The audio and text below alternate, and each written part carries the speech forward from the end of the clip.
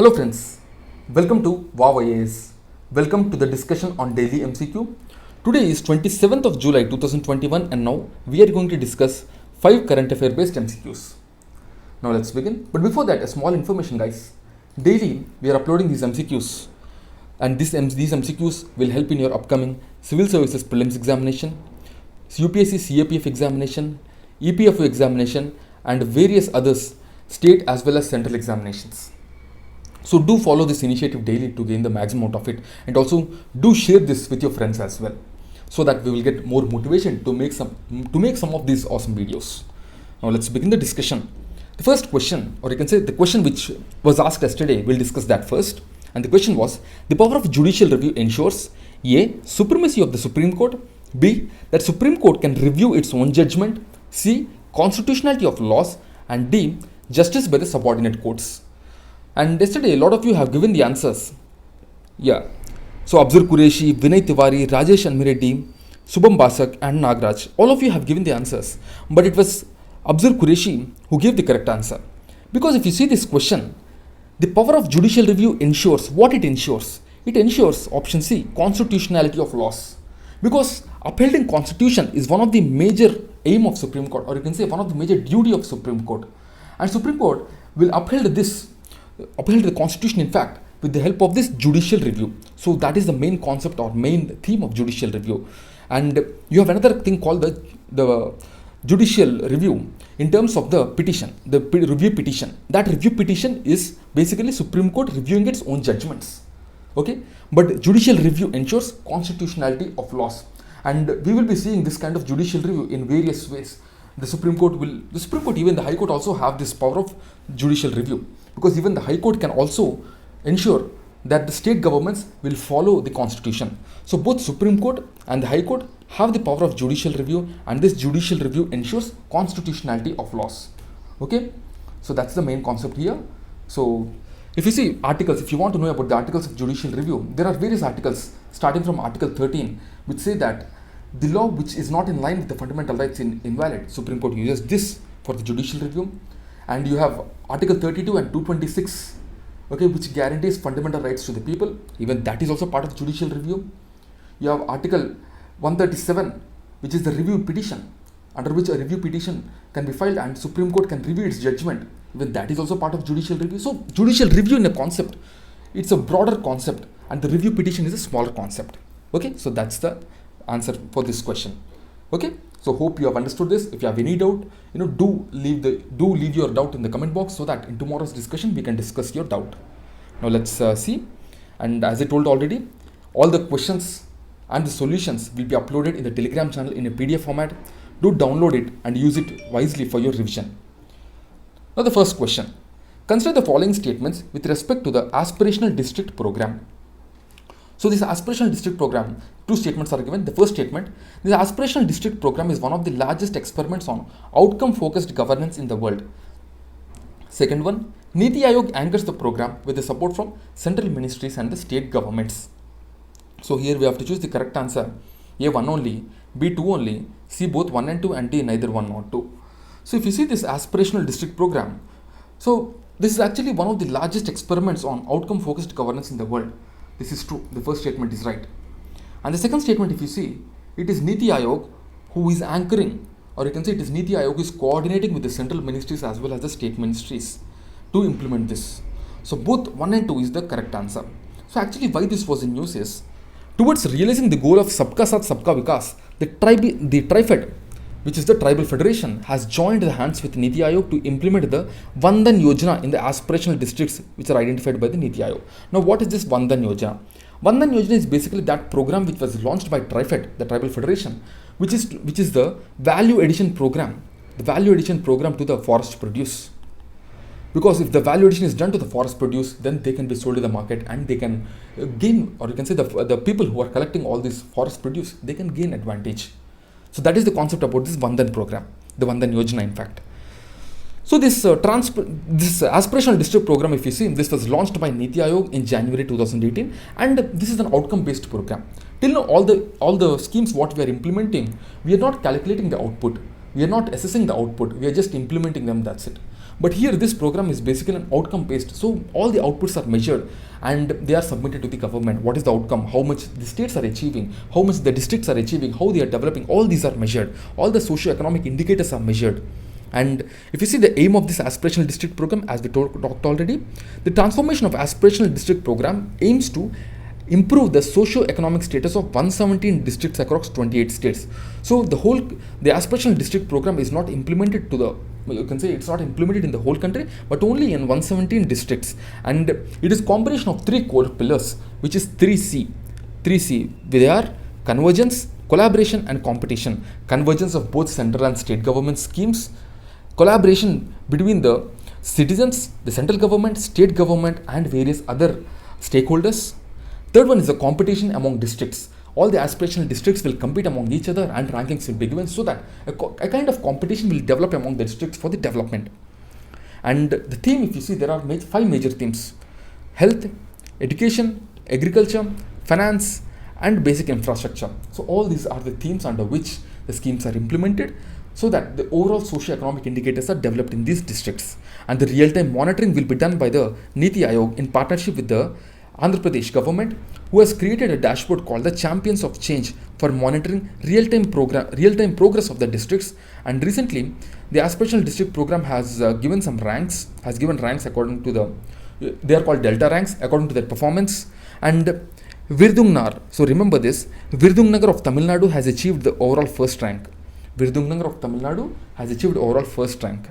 Okay, and also it is found that the Simdega of Jharkhand, Chandauli of Uttar Pradesh, the Sonbhadra of Uttar Pradesh, Rajgarh of Madhya Pradesh, they are found to be progressed very well since the beginning of the program. So the expected outcomes are coming out of this program. So that's the information about aspirational district program and the Vandan program which we have seen. Okay, now let's move on to the second question. Renewable Integration of India 2021 report is launched by Niti Aayog. First Niti Aayog, second International Energy Agency, and third World Economic Forum. So we have to choose which institutes, or you can say which institutions combinedly released this report. A1 and 2, B2, C3 and D1, 2 and 3. So if you see this Renewable Integration of India report, it was launched by Niti Aayog in collaboration with International Energy Agency. So A1 and 2 is the correct answer. 1 and 2 is the correct answer. So a report is released on Renewable Integration in India 2021 by Niti Aayog and International Energy Association. And the report is based on the outcome of 3 state workshops held with the government of Maharashtra, Karnataka and Gujarat. And this was released to understand the energy transition challenges what the states are facing.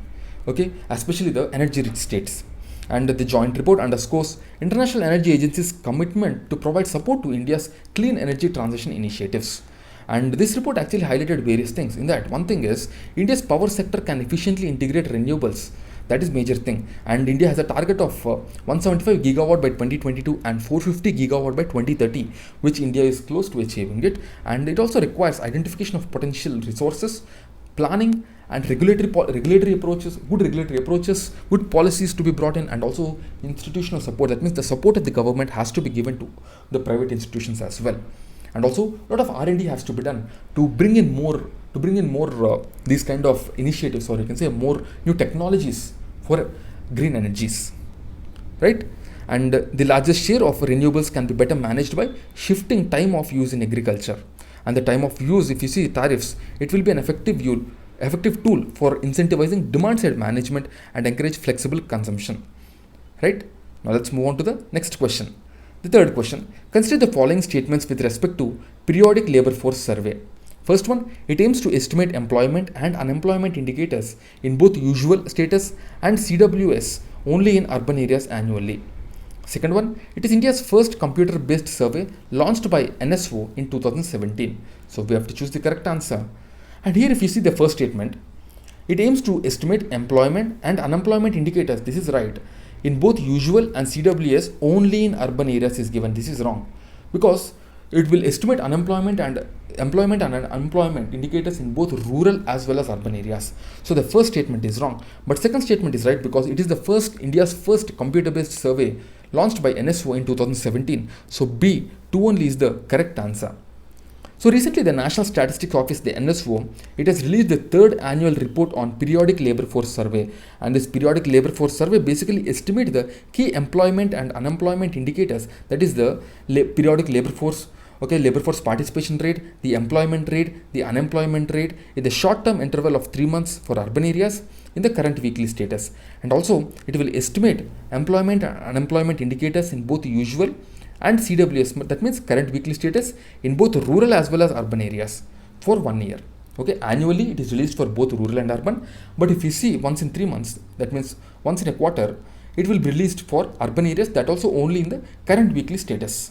Okay, and this report, or you can say the periodic labor force survey, this survey, it is India's first computer based survey launched by NSO in 2017. It is India's first computer based survey, and it has been constituted based on the recommendation of a committee headed by Amitabh Kundu.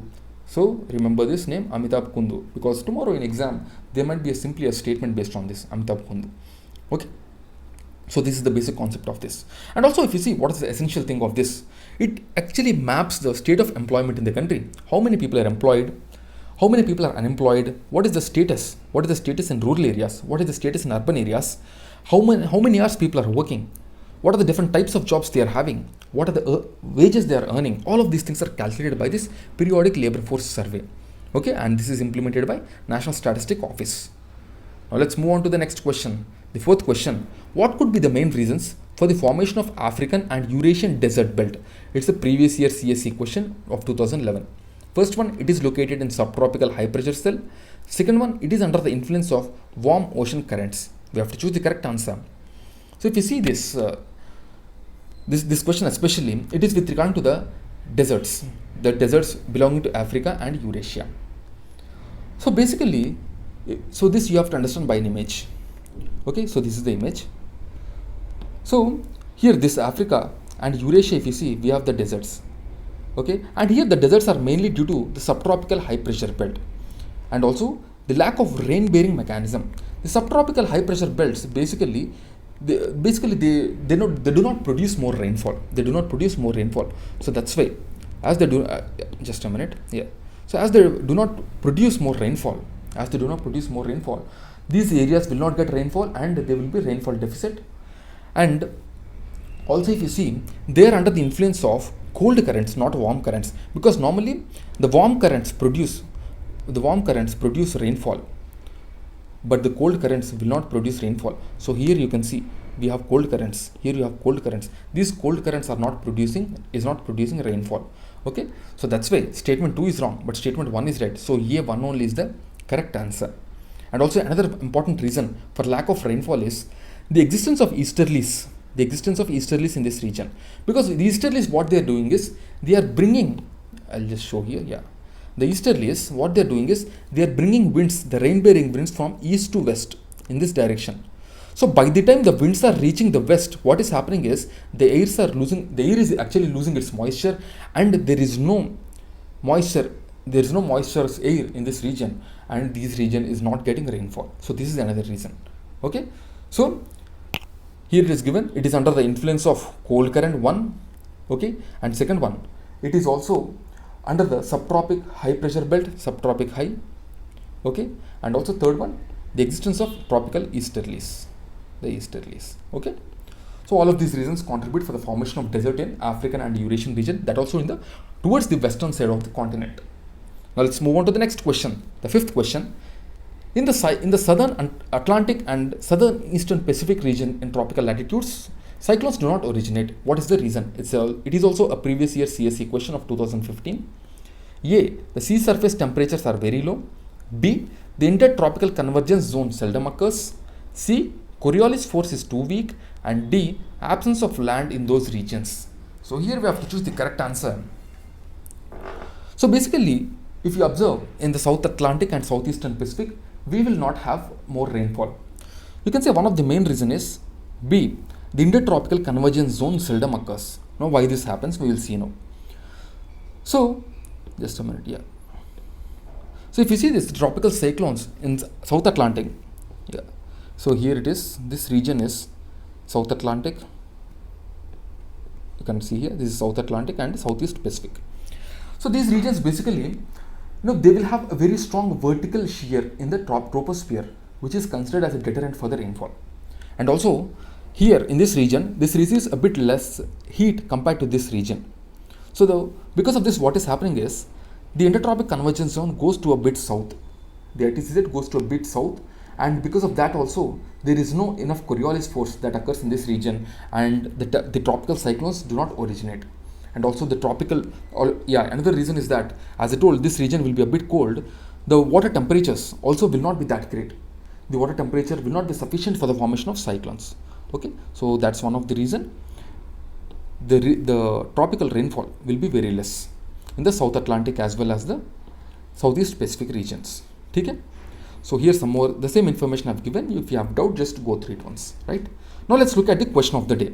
And the question of the day is, who among the following is the founder of Atmiya Sabha? A. Raja Ram Mohan Roy, B. Devendranath Tagore, C. Swami Vivekananda, and D. Akshay Kumar Dutt. So you have to give your answer in the comment box, and tomorrow we are going to discuss this question. And guys, these are our initiatives: the Vision PT 365 summary, Vision Prelims test series summary, Vision Monthly Magazine, and Vision Mains test series summary. All these summaries are made to ensure that your preparation becomes easy. So do join the Telegram channel to get information about these things. And if you have any doubt, you can also ask us in the comment box. Okay? That's it guys for the day. I'll see you again tomorrow with 5 more MCQs. Till then, keep studying and stay tuned. Jai Hind.